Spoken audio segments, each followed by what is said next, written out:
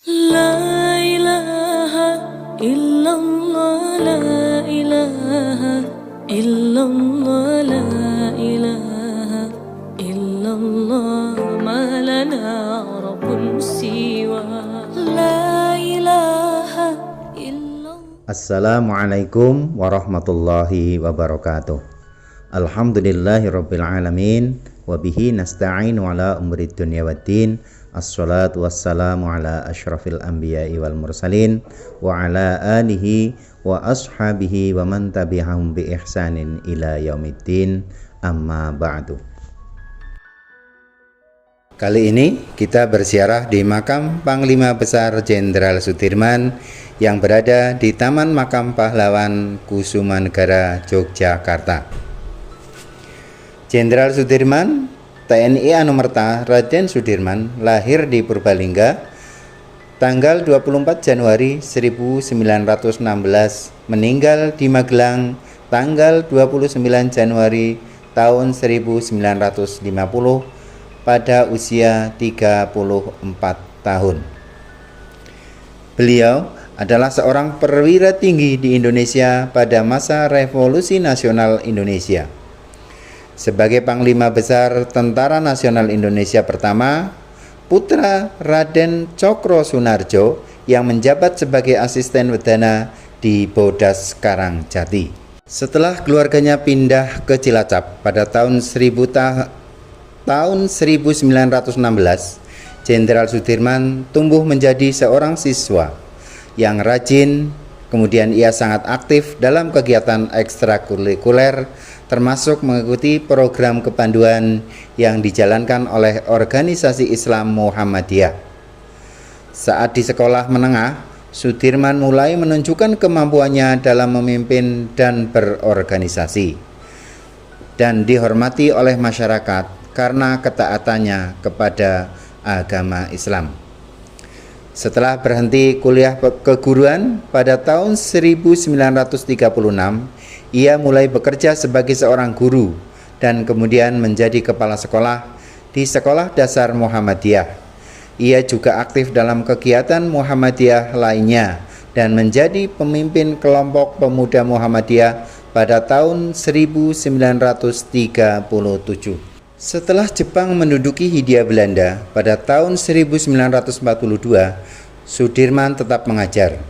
Pada tahun 1944, ia bergabung dengan Tentara Pembela Tanah Air atau PETA yang disponsori Jepang, menjabat sebagai komandan batalion di Banyumas. Selama menjabat, Sudirman bersama rekannya sesama prajurit melakukan pemberontakan hingga kemudian diasingkan ke Bogor. Setelah Indonesia memproklamirkan kemerdekaannya pada tanggal 17 Agustus 1945 dengan Presiden Soekarno, ia ditugaskan untuk mengawasi proses penyerahan diri tentara Jepang di Banyumas yang dilakukannya setelah mendirikan divisi lokal Badan Keamanan Rakyat.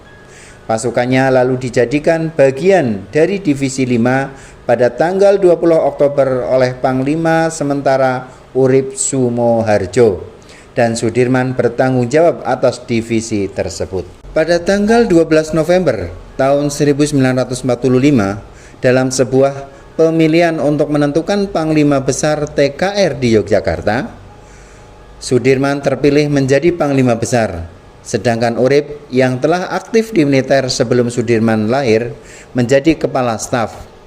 Sembari menunggu pengangkatan, Sudirman memerintahkan serangan terhadap pasukan Inggris dan Belanda di Ambarawa.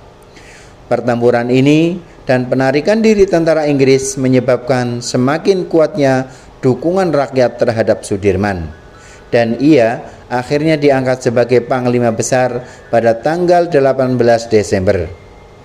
Selama 3 tahun berikutnya, Sudirman menjadi saksi kegagalan negosiasi dengan tentara kolonial Belanda yang ingin kembali menjajah Indonesia. Kegagalan negosiasi dengan tentara kolonial Belanda yang ingin kembali menjajah Indonesia yang pertama adalah Perjanjian Linggarjati yang turut disusun oleh Sudirman, dan kemudian Perjanjian Renville yang menyebabkan Indonesia harus mengembalikan wilayah yang diambilnya dalam agresi militer pertama kepada Belanda dan penarikan 35.000 tentara Indonesia.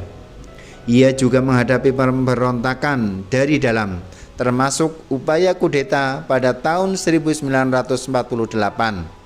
Ia kemudian menyalahkan peristiwa-peristiwa tersebut sebagai penyebab penyakit tuberkulosisnya.